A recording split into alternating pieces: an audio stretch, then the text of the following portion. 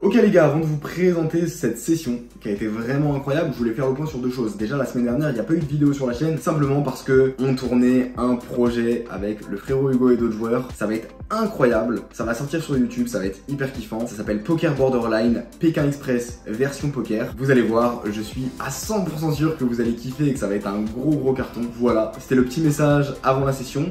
J'espère que vous allez kiffer. Si vous avez des questions sur des spots, parce qu'il y en a peut-être qui vont faire débat, il y a eu vraiment des gros spots où ça a envoyé des gros péchons, et bien surtout, n'hésitez pas en commentaire et on en discutera. Je vous fais des bisous, plein de projets qui arrivent pour janvier. Je vous souhaite un bon vlog. La merde les gars, gros revirement de situation. On a moins d'un mois pour finir le challenge, 1K tout 100K. Donc on doit monter 35K en 20 jours. Va falloir charbonner de fou.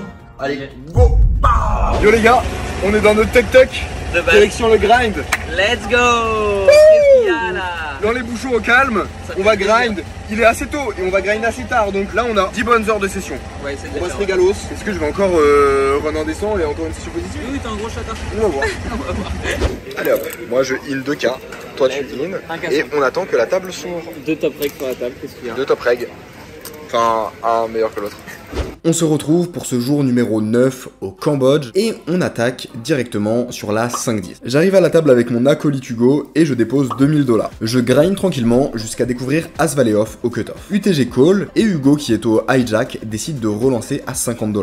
Je décide de call ce qui est très loose et c'est pour une simple et bonne raison. Il y a en grosse blinde le gros joueur récréatif de la table et j'ai absolument envie de le laisser rentrer dans le coup. A noter qu'avec mon As-Valet je vais dominer énormément de mains qu'il pourrait avoir et en plus de ça je vais être en position contre Hugo, donc ça sera plutôt tranquille. Le joueur en grosse blinde décide de call, et on se retrouve à 3 sur un flop As-9-6 avec un tirage couleur. C'est un flop magnifique pour moi, je vais attendre de voir ce que fait Hugo. Dans tous les cas, s'il est en value, il va très certainement miser contre le gros joueur récréatif, et donc je vais avoir pas mal de clairvoyance sur sa range. Au final, le joueur récréatif en grosse blinde check, et Hugo décide de check. Directement, je décide de prendre de la value, et je mise 100 $. Le joueur en grosse blinde décide de call, ce qui est une très bonne nouvelle. Hugo fold, et on se retrouve en heads up sur la turn qui est un 2. Magnifique, il lui reste 1400 derrière, je peux être sûr que contre ce joueur, s'il a ne serait-ce qu'une paire, eh bien je vais tout lui prendre. Et je décide donc de miser 400 $ en value, il call instantanément, river tombe la plus belle carte, une belle triplette du 2, il check, et je décide de faire tapis pour les 1000 $ qui lui restent. Et là, malheureusement, il décide de jeter ses cartes. Je pense qu'il était plutôt sur un tirage, parce que vraiment, les joueurs récréatifs ici sont très chauds, lui en particulier, et je pense que s'il a une paire dans tous les cas, il y recall jusqu'au bout. Au Cambodge, on a vraiment différents types de récréatifs. Il y a ceux qui ont beaucoup d'expérience de jeu et qui vont être assez chiants à jouer, assez agressifs, qui vont faire des gros folds. Et il y a l'autre partie, c'est les mecs vraiment blindés qui comprennent même pas le jeu. Typiquement, ce joueur-là, il a déjà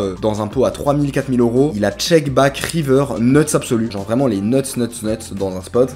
Juste parce qu'en fait, il avait pas compris qu'il avait nuts absolu. Pour vous dire le niveau de compétence. Bref, toujours content d'avoir récupéré quelques petits sous dans ce spot et on enchaîne directement à la main suivante. Cette fois-ci, j'ai roi 6 suité en small blind, il y a les joueurs en milieu de position et en small blind qui call, et je décide de relancer à 70 $. Au final, le joueur en milieu de position call et le joueur en small blind fold, et on se retrouve encore une fois en heads up sur un flop à 7-6 avec un tirage couleur. Ce board est très intéressant, et c'est le genre de spot où je vais avoir un gros intérêt à miser petit avec ma main pour avoir énormément de clairvoyance, et je m'explique. Ce qui est intéressant, c'est que le joueur a limp, donc il a pas les mains comme As-Valet, As-Dame, As-Roi, et pour autant, c'est un board qui est relativement sec, où moi je peux complètement avoir des As meilleurs, et donc s'il a une main comme As-5, As-8, As-9, il va pas s'amuser à relancer très cher quand je vais faire une petite mise. Et donc dans ce spot, quand je mise 20 $, ce qui est très intéressant, c'est que quand de son côté, comme c'est le cas ici, il relance 120 $, bah il va représenter très peu de mains fortes, peut-être des 6 et 7, As-7, As-6, mais ça sera tout. Et pour autant, c'est un joueur agressif en question, donc il va avoir énormément de bluff, et je vais avoir des bet calls qui vont être très profitables. Par contre, si à l'inverse, il me relance quelque chose comme 50 ou 60, là je vais plutôt me méfier parce que ça représentera plutôt une main comme As-9,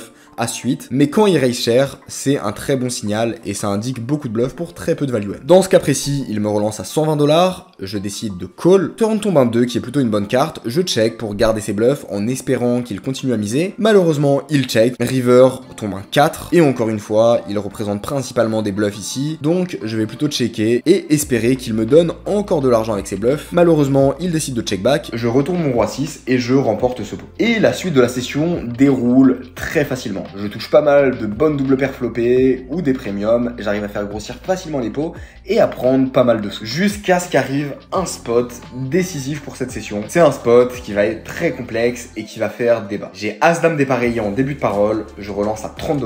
Le gros joueur récréatif de la table décide de call au cutoff et il y a le joueur au bouton qui call. Pour le coup, c'est un joueur régulier. Avec Hugo, on l'appelle le pote de Linus. Pour ceux qui savent pas, Linus Love, c'est un gros joueur online, genre un vrai geek, le mec qui passe des heures sur des solvers tous les jours. Et ce fameux joueur au bouton, on l'appelle le pote à Linus parce qu'il a vraiment une pure tête de grinder online. D'ailleurs, pour ceux qui connaissent, c'est Optic Adams sur PokerStar, un joueur relativement connu online et plutôt compétent. Et bref, c'est assez drôle de l'avoir à table. Pour la petite histoire, à la base, il jouait online. Il est passé par hasard au Cambodge. Il a vu les tables et il s'est dit putain, j'aime bien jouer online et j'arrête et go faire de l'argent. Et du coup, il se met à jouer que en live maintenant alors qu'il aime vraiment pas ça. Genre, c'est vraiment un pur joueur que théorique. Les solvers, c'est ça qui le passionne. C'est vraiment un fou ce mec.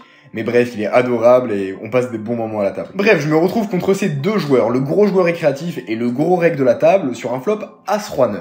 Évidemment, étant donné qu'il y a le gros joueur récréatif de la table, j'ai absolument envie de miser en value et donc je décide de miser 75 $ pour prendre un maximum de value contre le joueur récréatif qui va avoir plein de paires que je domine. Malheureusement, le joueur récréatif fold et le pote à Linus, au bouton, décide de call. On se retrouve sur la turn qui est un 7 et c'est une carte qui est super intéressante. Parce que pour vous définir le profil, c'est un joueur qui est ultra aggro. En fait, il a vu que la plupart des gens foldaient trop en live, surtout les joueurs réguliers, et du coup, il met une pression dans tous les spots. Genre, à chaque fois, on le taquine parce qu'il raise 100% des rivers, il est ultra agressif, et en soi, il bluffe bien les spots, il prend des bons spots de bluff, mais bref, il est chaud, et je sais qu'il va avoir beaucoup de bluffs ici, et qu'il va trop abuser du spot, prendre tous ses bluffs disponibles, et pour le coup, des combos de bluffs, il en a beaucoup. Il a les valets 10, dame 10, dame valet qu'il va toujours prendre, il est complètement capable de transformer des paires de rois en bluff, parce qu'il sait que quand je bet cher et que je check, j'ai très souvent un as. Et de l'autre côté, ce qui est intéressant, c'est que si moi-même je mise, dans tous les cas, c'est un joueur intelligent, il a conscience que j'ai misé dans 2 joueurs au flop, dont un joueur récréatif, et donc si je mise encore à la turn, eh bien il va juste fold tout ce qui est battu parce qu'il va comprendre que j'ai très peu de bluffs dans cette line. Et donc, je préfère checker, ça va être beaucoup plus rentable de le laisser miser lui-même avec des bluffs que je bats. Surtout que dans ce spot, il a très peu de mains en value qui font sens. Il y a quelques As-7 suités, un brelan de 7, il l'aurait juste foldé au flop, et un brelan de 9, il l'aurait sûrement raise au flop. Potentiellement quelques As-9 suités qu'il a pas raise, mais bref, ça fait très peu de combos pour énormément de bluffs. Donc on se retrouve a priori dans un spot assez idéal où le joueur va avoir environ 2 combos de As-7, 2 combos de As-9 pour 10 combos de valet 10, dame 10, dame valet et même d'autres mains qu'il va pouvoir transformer en bluff. Et encore une fois, c'est un profil qui va les prendre en bluff plus de 90% du temps, donc ça va être très profitable de check pour garder ses bluffs. Je check et il n'hésite pas un instant, il envoie un bon parpaing de 350 $. C'est un gros sizing qui met bien la pression. Encore une fois, je connais bien ce joueur, il va complètement prendre ses bluffs de la même manière et donc je vais avoir un call qui va être bien profitable. Je décide de call, on espère que river y ait une petite brique et qu'on puisse encore call. En plus de ça, je l'ai déjà vu mettre des gros parpaings en bluff sur toujours des gros sizes, il adore les gros sizes. Pour autant, je pense pas qu'il ait des gros sizes en bluff et des petits sizes en value, c'est un joueur qui a l'air d'avoir des ranges assez équilibrés au niveau de ses sizing. Enfin bref, comme vu plus tôt, j'ai un call qui est assez facile, j'espère que river y ait une petite brique qui tombe et on aura encore un call qui sera assez tranquille. Et là, river tombe une carte très intéressante, river tombe le valet. C'est une mauvaise carte parce que ça fait rentrer les potentiels dame 10 qu'il pourrait avoir. Mais ce qui est intéressant, c'est que ça lui empêche aussi d'avoir des mains comme As-9, As-7 parce que clairement, sur cette carte horrible river, moi je fais beaucoup de double paires et donc s'il décide de les miser en value, il devra prendre un sizing un peu plus faible. Et en réalité, c'est une carte qui ne me dérange pas trop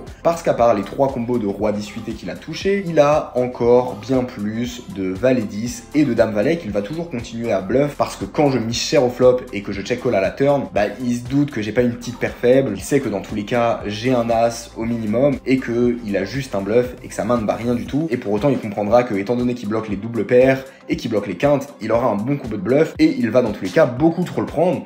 Donc je me retrouve dans un scénario où je peux encore check assez tranquillement. Dans tous les cas, il va avoir trop de bluff et donc je vais avoir un check call qui va être assez tranquille. Je décide de check et là, le poteau, il y va pas de main morte. Il décide de mettre un gros parpaing encore une fois et il mise 2275 $. C'est un sizing qui est intéressant parce qu'il polarise sa range comme je l'ai dit plus tôt. Clairement, il n'aura pas As-7 ou As-9 dans ce sizing. Donc c'est un sizing qu'il pourrait paires en bluff avec valet 10, dame valet et avec lesquelles il irait value avec dame 10. À noter que il va avoir plus de combos de valet 10 et dame valet que de combos de dame 10, étant donné que s'il décide de call des combos offsuit dans ce spot, étant donné qu'il y a le joueur récréatif, c'est quand même possible, même si c'est assez dégueu honnêtement, mais c'est toujours à prendre en compte, eh bien il ira plus tendre vers des dames valet off que vers des dames 10 off de manière assez naturelle, et donc sa fréquence de call avec des dames valet off sera plus haute que sa fréquence de call avec des dames 10 off, et donc c'est un point qui est très intéressant parce que ça le déséquilibre encore plus en bluff. De mon côté, j'ai un bluff catcher, ma main bat juste un bluff, mais dans tous les cas, il n'y a pas de value autre que quinte qui mise ce sizing. J'ai besoin d'être bon seulement 40% du temps, les probabilités qu'il ait un bluff, elles sont minimum de 66%, même en étant dans un scénario assez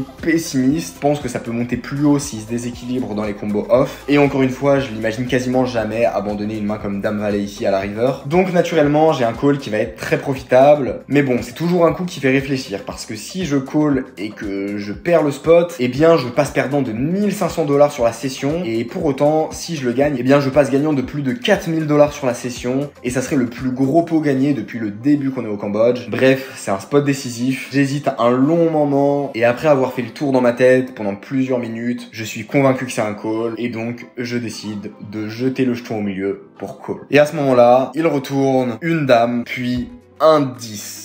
Il avait dame 10 dépareillé. Malheureusement, il a touché le valet river, il a fait quinte et donc il gagne ce pot énorme. C'est un peu chiant parce que sur un 10 ou une dame, bien il aurait aussi pris le bluff et il m'aurait tout donné, et très probablement sur une brique aussi. Il a touché ses 8% d'équité à la river, mais bon, on va pas se plaindre. Je crois qu'on est en positif d'environ 20 000 $ depuis le début du Cambodge. On est sur un très bon run depuis le début. Faut bien se prendre des murs de temps en temps, ça fait partie du jeu. La seule chose importante, c'est que quand ça arrive, se refocus, se remettre en condition et jouer de la meilleure des manières directement. Allez, on est parti, pas de temps à perdre, je remets 1500 $ au milieu pour retomber à 2000 $ de stack. Et pas le temps de souffler, quelques mains plus tard, j'ai As-Roi en grosse blinde. Le joueur au bouton décide de relancer à 30 $, je le 3-bet à 160 $, il décide de call, et on se retrouve en heads-up sur un flop 17-3 avec un tirage couleur. Sur ce board, je décide de miser 150 $, il décide de call, et on se retrouve sur une turn très intéressante, le roi qui fait rentrer la flush, et donc qui me donne une top pair avec un tirage couleur. C'est une carte où je vais avoir très peu de sizing parce qu'il va quand même avoir un petit avantage de nuts et en plus un avantage positionnel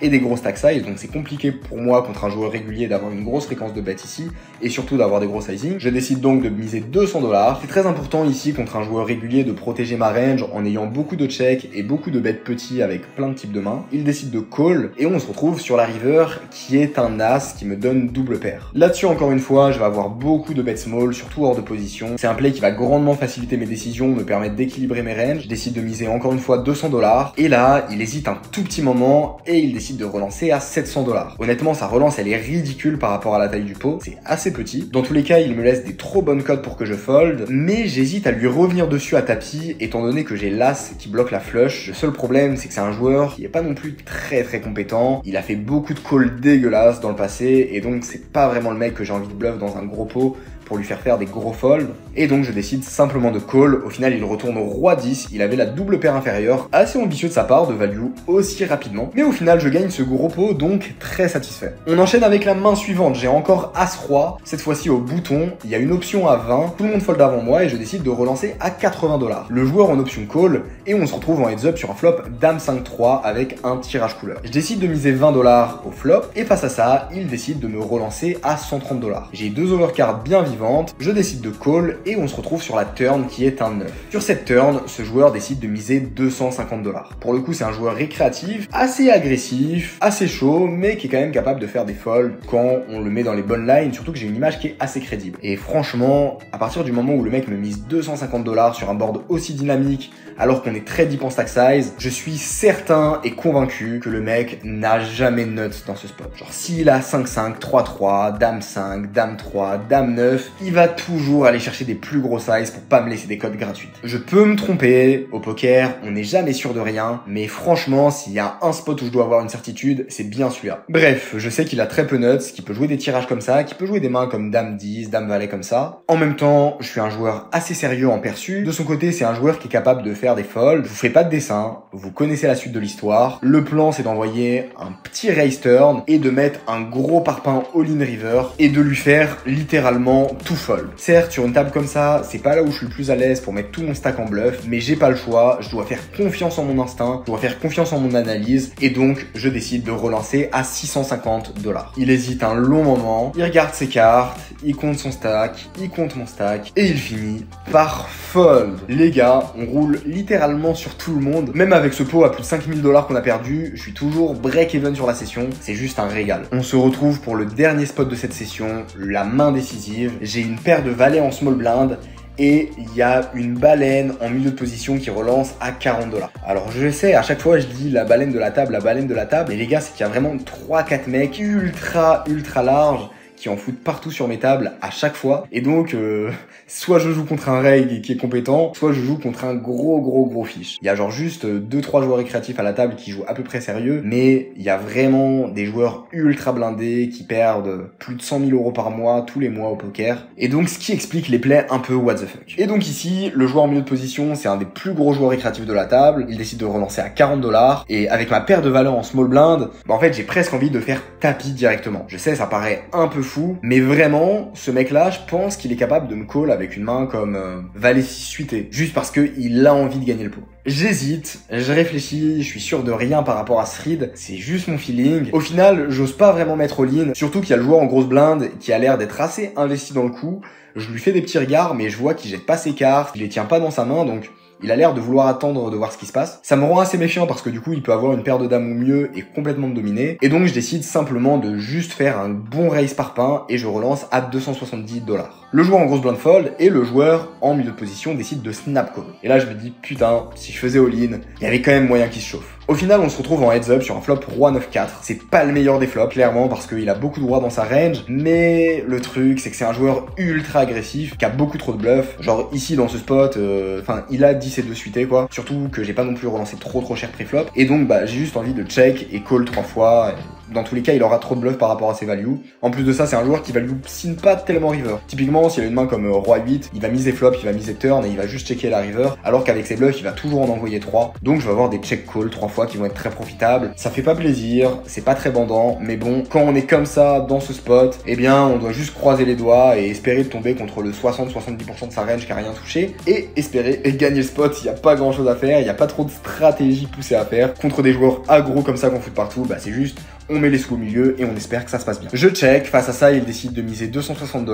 Je décide de call. On se retrouve sur la turn qui est un 6. Plutôt une bonne carte, ça fait rien rentrer. J'ai juste peur d'une dame ou d'un as. Sur cette turn, il décide de miser 670 $. Ça commence à monter, ça commence à faire cher. Encore une fois, je suis obligé de call, il n'y a pas trop d'autres plays possibles. Je décide de call et river, il y a une couleur qui tombe. Ce qui est plutôt une bonne carte parce que s'il a une main comme roi-dame, ça peut le dissuader de miser encore à la river. Et pour autant, il va toujours continuer avec ses bluffs parce qu'il va vouloir représenter la flush, etc. Donc je suis assez serein sur cette river. Je décide de check encore une fois dans le plan de call. Malheureusement, il ne décide pas de bet. Il hésite un moment et puis il check, ce qui fait un peu peur. Je retourne ma paire de valets et il retourne roi 3. Un peu chiant parce que sur la plupart des boards et avec la plupart de ses mains, il m'aurait juste livré. Mais bon, ça fait partie des spots qu'on doit perdre de temps en temps. Le spot, putain, quand je le revois, il ressemble à rien. Mais bon, ça montre à quel point ces tables, elles sont folles et à quel point les adaptations doivent être radicales. Malheureusement, la session se termine là-dessus. Après 7 heures de jeu, je me retrouve en négatif de 1173 $. Petite session négative. Honnêtement, vu les montants qu'on joue, c'est pas catastrophique en termes de session down. Encore une fois, je suis très content de mon jeu. Je suis assez confiant en plus sur mes décisions. Donc ça m'impacte pas vraiment. Et en plus de ça, les dernières sessions se sont très bien passées. Donc j'ai vraiment pas de quoi me plaindre. Les gars, j'espère que vous avez kiffé cet épisode. On se retrouve sur la suite pour tout arracher. J'espère que vous avez kiffé. Donnez de la force en commentaire. Des bisous. Prenez soin de vous. Ciao. Bon, petite session down. Je pensais m'en sortir. Attends. En plus, juste avant de prendre les derniers spots où je down, je suis en train de remonter, je joue trop bien. Et je te dis, mais il y a un problème. C'est vrai qu'il m'a dit ça. Je suis un putain de génie, je peux pas perdre. Vraiment, c'est indécent comment tous les spots y passent. Genre, y a aucun spot où je me fais woodplay, je fais que woodplay, tout le temps. Je suis trop. En vrai, je suis trop content de mon jeu. T'es un dieu. Non, en vrai, on rigole. Pas trop. Mais non, vas-y, bah les gars, de toute façon, on va keep grind. Voilà, bon, on va revenir demain, après-demain. Bref, les gars. Ouais. J'espère que vous avez kiffé cet épisode qui était un peu différent. Là, vu qu'on a fait une session négative, on va activer tous les mecs en mode héros. C'est tous les spots que tu gagnes ou tu joues bien. À chaque fois, les mecs sont en mode ouah, trop bien joué. Dès que tu le perds, t'as joué exactement pareil. Ouais, mais c'est quoi ton play, gros? S'il y a des spots intéressants et tout, n'hésitez pas à en discuter en commentaire. Moi, je lis les commentaires, je réponds aux commentaires qui sont sympas, qui sont intéressants. Voilà, les gars, des bisous. Pense à donner de la force. Ciao.